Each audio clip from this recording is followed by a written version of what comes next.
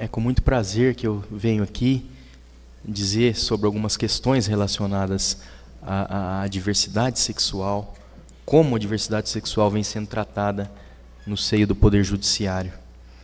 Aliás, acredito que a justiça, que os juízes têm a obrigação de sair do gabinete. Os juízes precisam sentir a realidade social, os conflitos que pairam no seio das sociedades, aquela ebulição social que emerge clara, profunda, nesses países como o Brasil, de intensa desigualdade social. Eduardo Galeano é um grande poeta uruguaio, para mim o melhor. Ele diz que neste país, falando sobre o Brasil, neste país de escravos legalmente livres, a realidade e a lei raramente se encontram, e quando se encontram, não se cumprimentam. Vejamos bem, qual que é a realidade social brasileira no que toca ao público LGBT? Colhi alguns dados aqui estarrecedores, infelizmente, estarrecedores para o nosso país. O Grupo Gay da Bahia, GGB, constatou que no ano passado, 2012, tivemos 338 integrantes brasileiros do grupo LGBT assassinados. Esses foram os casos notificados. Crescimento de 27% em comparação com 2011, tornando o Brasil campeão mundial no assassinato de homossexuais, com 44% de todos os casos do planeta.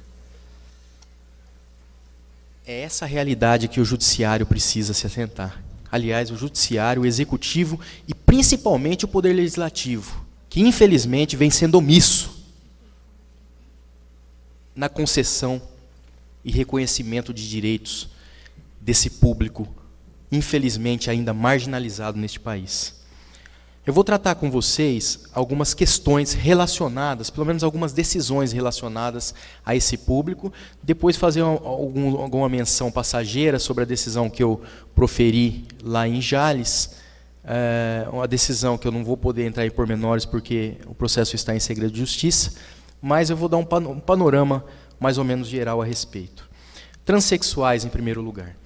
O transexual é aquela pessoa que não aceita o sexo com o qual nasceu. Ela nasce no corpo masculino, mas se sente mulher ou vice-versa. As consequências, principalmente numa sociedade altamente preconceituosa como a nossa, são distúrbios psicológicos, depressão, automutilação, como todos sabem. Nessa questão dos trans, nós temos 3 questões importantes, jurídicas, que envolvem o direito desse grupo.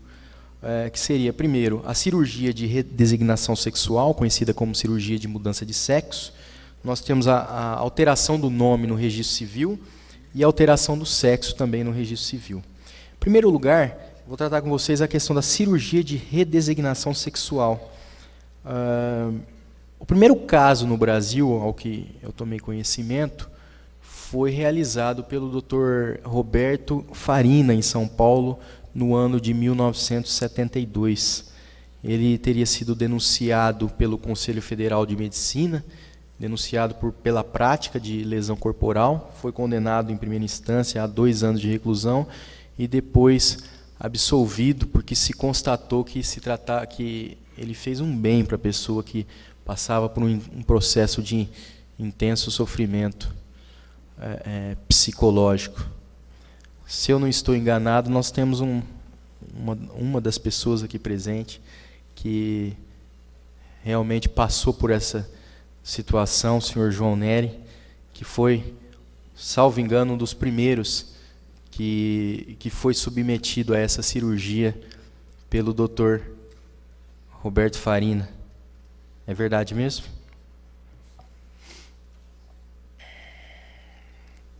Quanto à questão da cirurgia de mudança de sexo, nós temos a resolução de 2010 do Conselho Federal de Medicina, que trata o transexual como portador de um desvio psicológico permanente de identidade sexual, o que leva a pessoa a tendências de automutilação e autoextermínio. Por isso, essa resolução do Conselho Federal autoriza que os médicos façam a cirurgia de redesignação sexual. Para isso, é necessário seguir alguns requisitos. Em primeiro lugar, o trans tem que passar por uma equipe multidisciplinar composta por psiquiatras, assistentes sociais, psicólogos, pelo prazo de 2 anos. Essa resolução determina também que o transexual tenha pelo menos 21 anos de idade. Mas eu descobri que, em abril de 2013, o Ministério da Saúde baixou uma portaria baixando para 18 anos, de maneira que o acompanhamento pela equipe multidisciplinar pudesse se realizar a partir dos 16. Então, hoje, 2 são os requisitos. 2 anos de acompanhamento pela equipe multidisciplinar, idade mínima de 18 anos de idade, podendo iniciar-se o acompanhamento a partir dos 16 anos de idade. Temos também uma portaria do Ministério da Saúde, que determina que o Ministério da Saúde, o Distrito Federal, os estados e os municípios implementem medidas para o custeio dessa cirurgia de redesignação social. O custo aproximado de uma cirurgia dessas hoje é de $10 mil.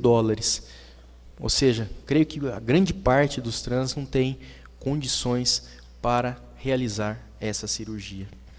As decisões que eu encontrei a respeito da redesignação social foi, primeiro, uma do TRF da 4ª Região, que ela definiu para toda a região encampada pelo TRF, para que determinou que o Ministério da Saúde fizesse essas cirurgias. O caso chegou ao Supremo Tribunal Federal, a ministra Ellen Grace, infelizmente, suspendeu essa determinação do TRF, mas suspendeu em 2007. Posteriormente, essa suspensão foi tida por prejudicada em razão mesmo da portaria que o Ministério da Saúde editou, obrigando os entes públicos a implementar essas medidas. A questão da alteração do nome no registro civil, também quanto aos transexuais.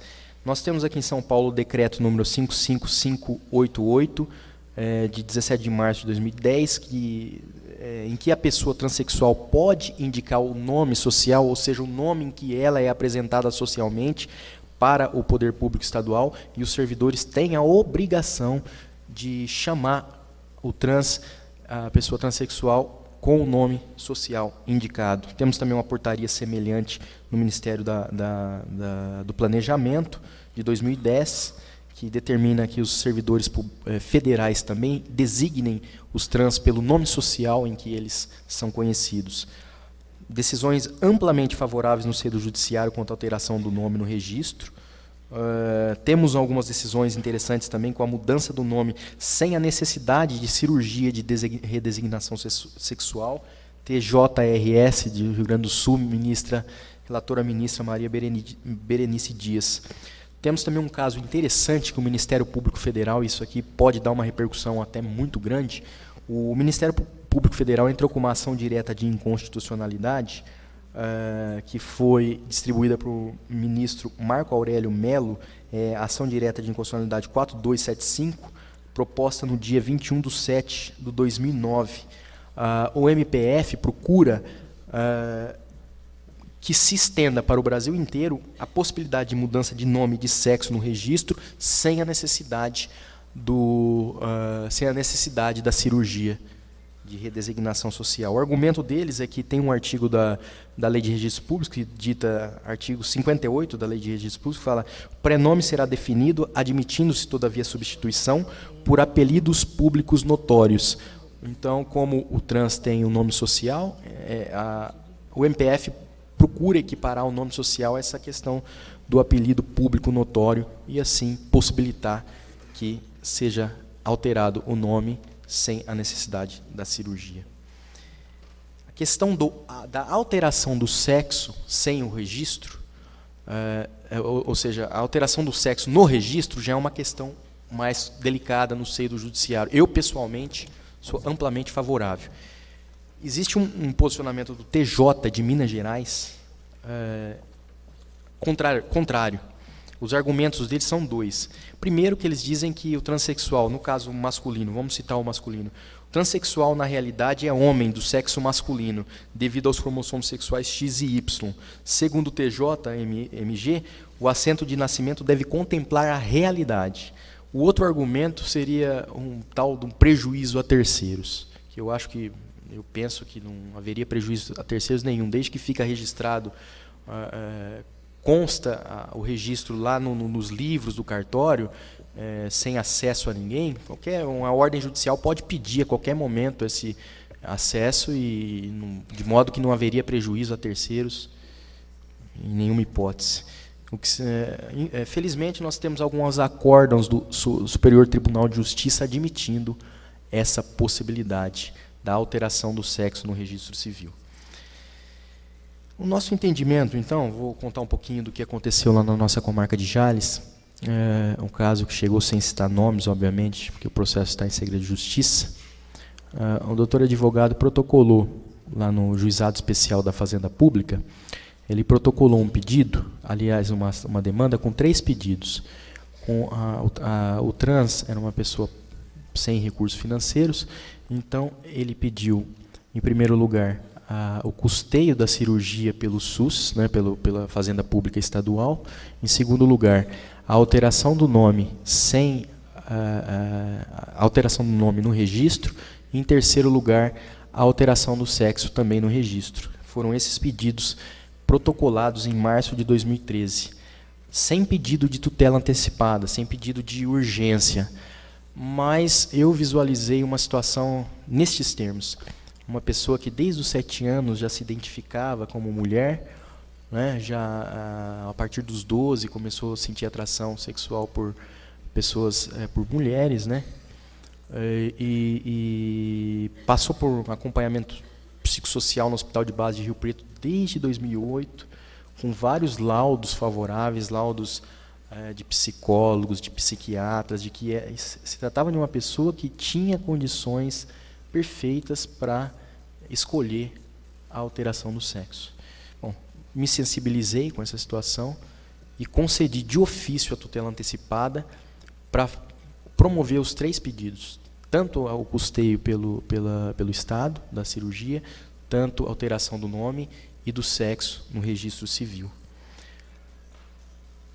Infelizmente, o Hospital de Base cortou esse acompanhamento, né?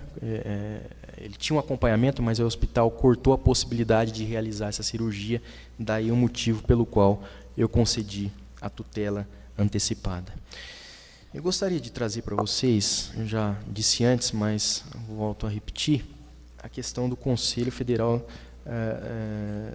da resolução do Conselho Federal de Medicina, avançadíssima, sem dúvida, ao permitir que os médicos realizem a cirurgia de redesignação sexual sem que eles, médicos, sejam responsabilizados, mas, na minha opinião, ela tem um pecado.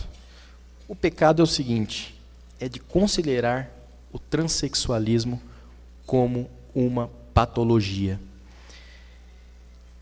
Nós temos no Conselho Federal de Psicologia uma campanha apoiada por eles, que chama, e inclusive uma campanha mundial, que chama Parem de Patologizar o Trans.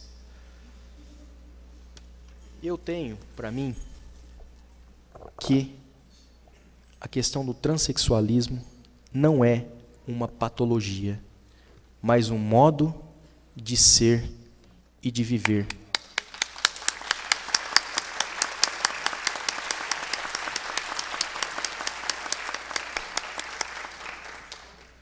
Eu peço a permissão para reproduzir um trecho da decisão, em que eu falo mais ou menos assim, partindo do pressuposto que nós estamos numa sociedade tecnológica, uma sociedade da informação, uma sociedade em que o ter vale mais que o ser. Essa sociedade precisa, para se consolidar, precisa de padrões, precisa de repetições. E aqui eu vou reproduzir um trecho da minha decisão para falar justamente sobre isso, sobre esses padrões.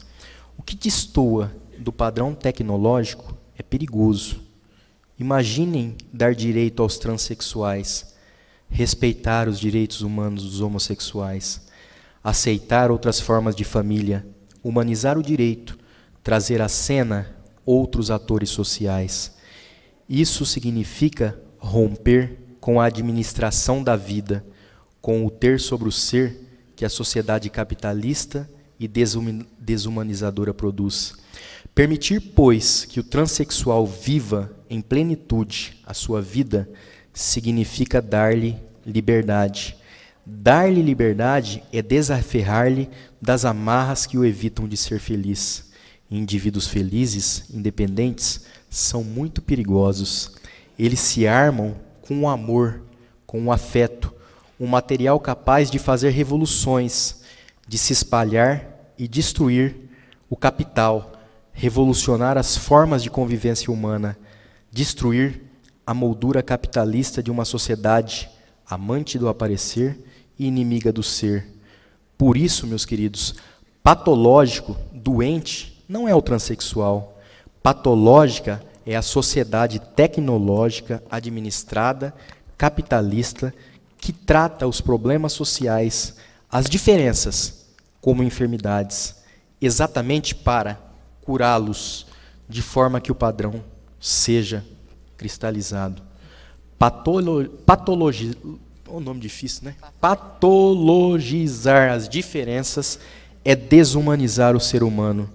Querer arrancar das pessoas aquilo que as identifica, que as projeta rumo à conquista da felicidade, à realização plena dos projetos e objetivos humanos. Dá licença, posso dar um beijo em você? Pode. Obrigado. Posso dar um em você? Obrigado, viu? Obrigado. Parabéns. Obrigado. Parabéns pelas suas palavras. Obrigado. Muito obrigado. Senta aqui do meu lado, por favor.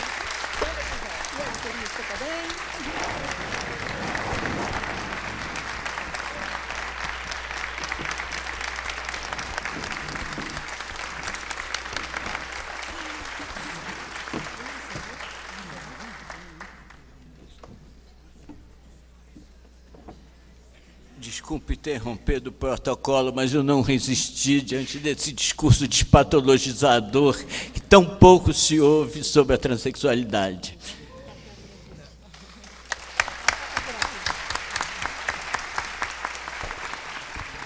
Doutor, eu gostaria de quebrar o protocolo em dizer que existem alguns momentos na vida da gente que a gente vive momentos únicos.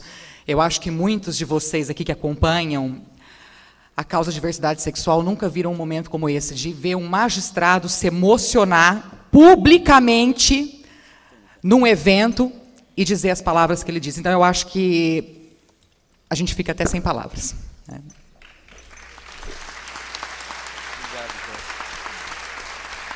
Obrigado, doutora.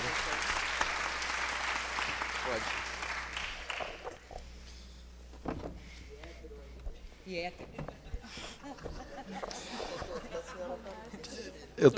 Eu confesso que eu estou feliz, viu? Eu estou feliz, viu? Eu também. Eu estou muito feliz. Aliás, eu nunca estive tão feliz na minha vida. Essas foram as principais palavras que eu tinha para falar a respeito dos trans. Eu tenho mais uns 10 minutinhos, doutor? Sim. Tem? Tempo que o senhor quiser. Não. Podemos ficar até meia-noite. Não, o pessoal me mata aqui. Agora eu gostaria de passar para vocês. Deixa eu guardar aqui o cartãozinho do João. A questão das uniões e casamentos homoafetivos.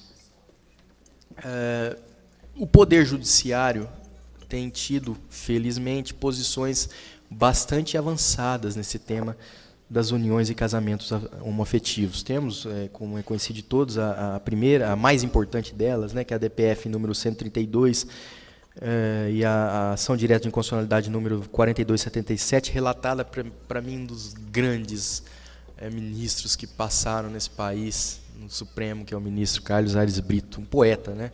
O poeta é aquele que sente mesmo a dor dos outros, né? Uma artista falou que é por meio da poesia, da arte, que nós conseguimos transformar as realidades, porque a gente, a arte a gente toca, né? A gente toca o coração das pessoas, que é aquilo que é mais profundo e forte que guia o ser humano. Temos essa decisão de 2011, né? De 5 de maio de 2011, e temos agora a resolução do CNJ, do corajoso ministro Joaquim Barbosa, ultra avançada, a resolução número 175 de 14 de maio de 2013, que veda as autoridades do registro, veda a que elas impeçam a realização de casamento. Ou seja, é obrigatório hoje no Brasil a realização de casamento homoafetivo. Ninguém precisa de ir até ao judiciário para realizar esses casamentos.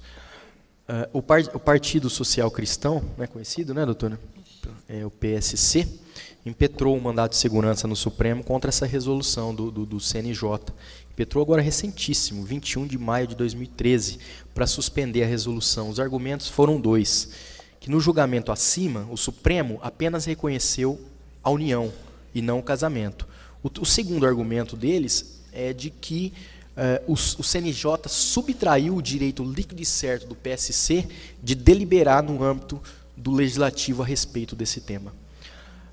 Felizmente, esse MS, mandado de segurança, foi distribuído ao ministro Luiz Fux, que decidiu já no mesmo dia em que houve a distribuição, no dia 28 de maio de 2013, um assunto recentíssimo, né, que ele extinguiu esse mandado de segurança com argumentos processuais, dizendo que não era a via cabível para questionar o casamento homoafetivo, não era o controle difuso de constitucionalidade, não seria aceitável, teria que ir pelo controle concentrado de constitucionalidade, abstrato de constitucionalidade.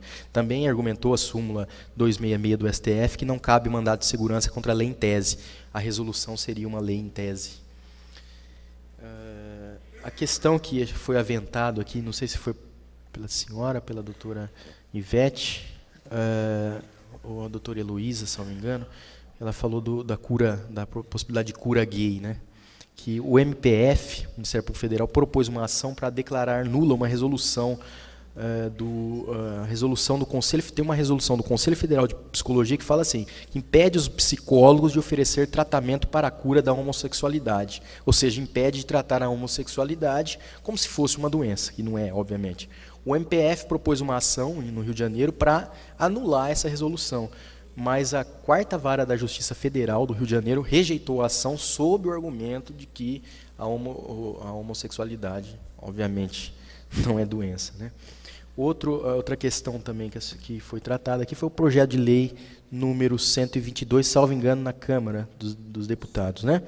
Que criminaliza a homofobia, que altera a lei do racismo para inserir como racismo a discriminação de gênero e de orientação sexual. De maneira que, por exemplo, negar emprego ou demitir devido à orientação sexual passaria a ser uma conduta criminosa.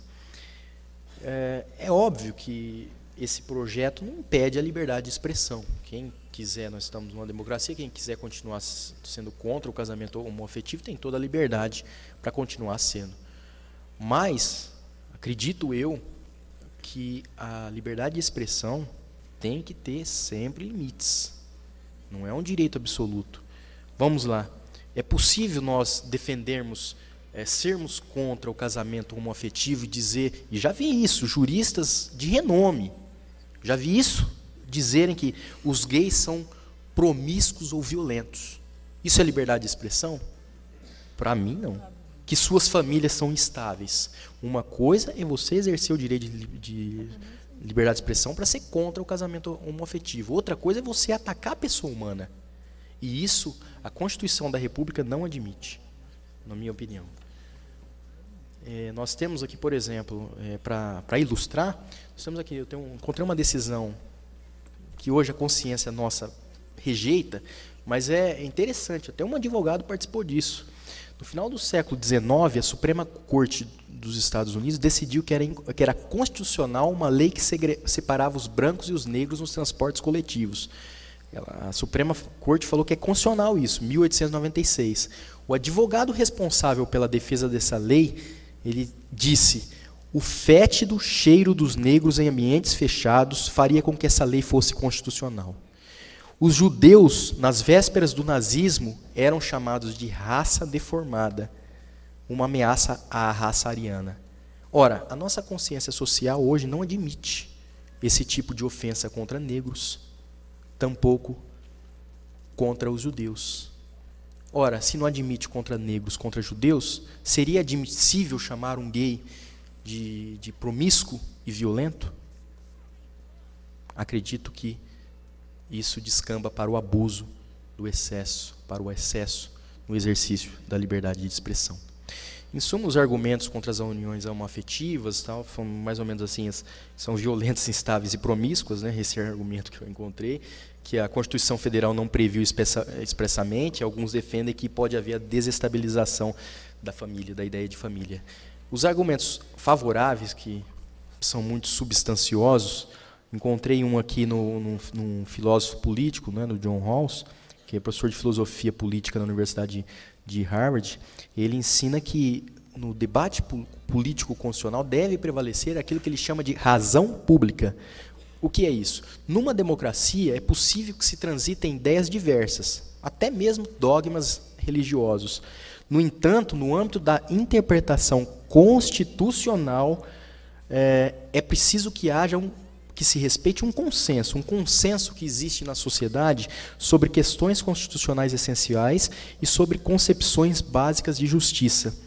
Ou seja, as razões públicas, que é esse consenso, devem sempre prevalecer. E uma razão pública, sem dúvida nenhuma, a igualdade, a liberdade e a dignidade da pessoa humana são razões públicas inquestionáveis e, no âmbito da interpretação constitucional, devem prevalecer sobre dogmas religiosos. Um outro argumento também de direito constitucional é que o direito fundamental à identidade sexual, embora não expresso na Constituição, decorre dos direitos fundamentais à igualdade, à liberdade, à intimidade e à privacidade. Ou seja, na teoria dos direitos constitucionais, a diversidade sexual, a identidade sexual é um direito fundamental de natureza implícita, mas com o mesmo valor, com a mesma dignidade dos direitos fundamentais explícitos. No âmbito da Suprema Corte alemã, nós encontramos alguns julgados, não estou falando para parecer que eu não sei nada de alemão, não, eu li em português mesmo, viu, pessoal? Tem um argumento interessante sobre a dimensão dos direitos fundamentais. Os direitos fundamentais assumem uma dimensão subjetiva e uma dimensão objetiva. A subjetiva é mais ou menos aquela faculdade que nós todos temos de exigir um direito frente a um poder judiciário, por exemplo. Essa é a dimensão subjetiva dos direitos fundamentais. A dimensão objetiva quer dizer que os direitos fundamentais são interessantes para toda a comunidade. Não é um direito só meu ou de vocês, é um direito social que encarna valores que representam aquilo a que aspira toda a nossa sociedade. Essa é a dimensão objetiva dos direitos fundamentais. Então, o direito de uma pessoa trans não é um direito apenas de uma pessoa trans, é um direito de nós todos de permitirmos que as diferenças, que as minorias sejam respeitadas para que amanhã não vivamos num estado de dimensão totalitária. Existe um autor que fala que os direitos fundamentais são trunfos contra as maiorias. Ou seja, são trunfos num jogo de cartas. Porque um Estado sem direito às minorias é um Estado totalitário. Aqui eu trouxe um exemplo até essa questão da patologizar, vou arrumar um outro nome aqui, porque esse nome está me dando muito trabalho. Mas é isso aí, essa questão de patologizar as diferenças, o Stalin fez isso na União Soviética, ele fazia isso com os oponentes. Sabe o que ele fazia com os oponentes? O senhor sabe muito bem.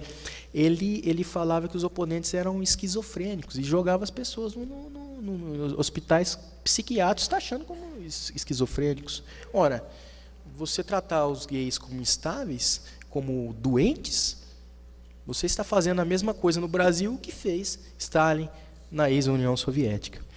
Um outro argumento E eu encontrei do deputado que ia vir aqui, o deputado Jean Willis, né? Magnífico. Eu vi uma entrevista deles na revista Caros Amigos. Não sei se no interior de São Paulo ninguém conhece a revista Caros Amigos. Eu sou apaixonado por ela desde os meus 16 anos de idade.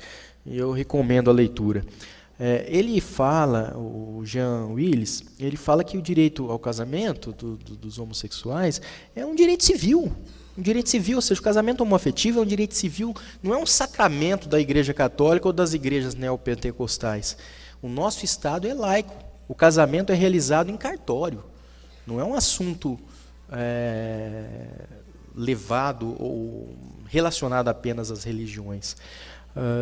As consequências de nós reconhecermos juridicamente o casamento homoafetivo é dar a esse grupo, essa minoria, a possibilidade de participar do Estatuto da Família. Ou seja, participar da herança, da adoção, de colocar um filho ou um companheiro como beneficiário no plano de saúde. Então, são consequências aí muito relevantes para a dignidade da pessoa humana. Também, um outro argumento favorável a essas uniões é tirar as pessoas da marginalização. As travestis, principalmente, já começam sendo discriminadas na escola. Depois da escola, são discriminadas na hora de achar e conseguir um emprego. Qual é o caminho que resta? Prostituição. Então, reconhecer direitos é dar a cidadania a essas pessoas. Agora, vamos polemizar um pouquinho. As igrejas, não digo todas, porque já encontrei várias igrejas, algumas igrejas pelo menos, que não perseguiam, né, os direitos dessas minorias. Vou dizer algumas igrejas, ou todas as igrejas pregam valores divinos, como respeito ao próximo, a caridade, etc. Pergunto, negar direito a uma pessoa é respeitá-la? Para que servem as igrejas? Para discriminar as pessoas? Para jogar as pessoas na marginalidade? Negar às pessoas o direito básico de serem felizes? É esse o meu questionamento que eu faço a algumas religiões que insistem em negar direitos básicos de cidadania e de dignidade da pessoa humana. No campo da psicologia, não reconhecer direitos ao grupo LGBT conduz ao estigma. O que é o estigma? O estigma são marcas negativas que o indivíduo carrega. E essas marcas, desde que internalizadas nas pessoas, conduzem a prejuízos inegáveis à autoestima e à autoimagem dessas pessoas. Em tema de direitos fundamentais, nós temos que situar o Poder Judiciário numa luta constante contra a opressão. Os direitos fundamentais, como o dos grupos LGBT, são direitos que, na teoria do direito constitucional, são tratados como direitos históricos, ou seja, eles têm uma característica da historicidade. O que é isso? Eles nascem e se desenvolvem gradualmente em certas circunstâncias de lutas sociais e políticas, como essa que a OAB está fazendo, em lutas sociais e políticas que são lutas de novas liberdades contra velhos poderes. São, em geral, lutas dos fortes contra os fracos. O judiciário, na minha opinião, deve sempre... Não existe neutralidade judicial. Quem pensa ao contrário, me desculpe, mas não existe. O judiciário deve assumir uma posição. O judiciário, como todos nós na vida, devemos assumir uma posição. Essa questão de neutralidade judicial, para mim, é uma balela. Ser neutro a título de imparcial, num país de tantas desigualdades, ser neutro é assumir um lado, o lado do mais forte. É não efetivar os direitos fundamentais. Em última análise, é rasgar a nossa Constituição. Um exemplo de neutralidade judicial. Como a neutralidade judicial é perversa quando em jogo direitos de categorias, de grupos social, política e economicamente mais fracos. Isso aconteceu nos Estados Unidos. Um professor publicou em 1954 um livro chamado Em Busca de Princípios Neutros de Direito Constitucional. Isso não está dando repercussão. Ah, sim, senhor. Fala muito perto. Tá, obrigado. Vê se agora está falando melhor. Pergunta ao pessoal. Pessoal. Só afastar um pouquinho. Tá ouvindo? Tá ouvindo? Obrigado, obrigado. Vamos lá. Em 1954, um professor de Direito Constitucional lá nos Estados Unidos, Universidade de Colômbia, ele escreveu um livro chamado Em Busca de Princípios Neutros de Direito Constitucional. Ele criticou nesse livro algumas posições progressistas de um juiz que havia lá na Suprema Corte dos Estados Unidos. Esse professor disse que as decisões da Corte Constitucional dos Estados Unidos deveriam seguir princípios neutros, sem favorecer grupos como negros, contribuinte, empresa, um comunista ou um sindicalista. Tinha que ser neutra. Mas olha a decisão que ele criticou. Houve uma decisão lá nos Estados Unidos que preferiu o direito dos negros frequentarem as escolas com os brancos ao direito de os brancos frequentarem tais escolas sem os negros. Aí o professor disse que essa decisão da Suprema Corte dos Estados Unidos não se fundamentou em princípios neutros, mas pendeu para o lado dos negros. Por isso, não existe neutralidade judicial, mas sim posicionamentos a respeito de uma ou outra grupo ou comunidade. Tem mais uns 5 minutos?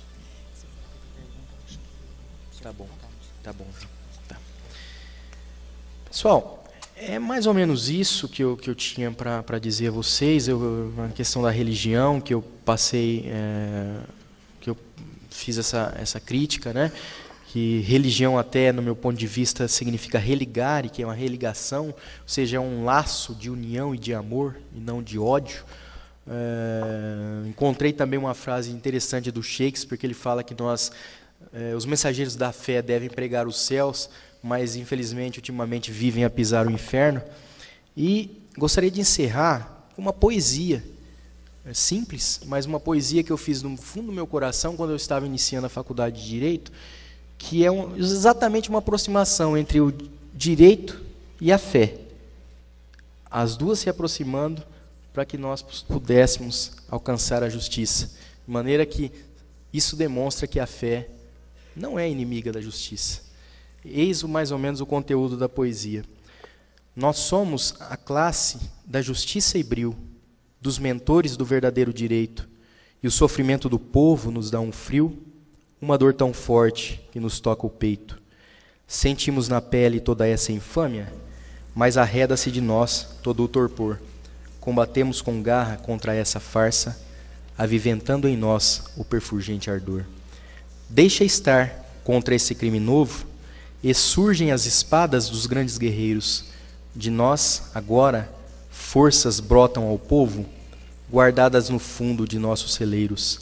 As nossas leis são as leis de todos, são o sustentáculo da vontade geral, e nosso papel é limpar os lodos, desde que a justiça seja o pedestal. Seguimos em frente, unidos então, com a face erguida e a nossa gente em pé. Sabemos que a luta não será em vão, reverberando sempre a nossa augusta fé. Muito obrigado a todos.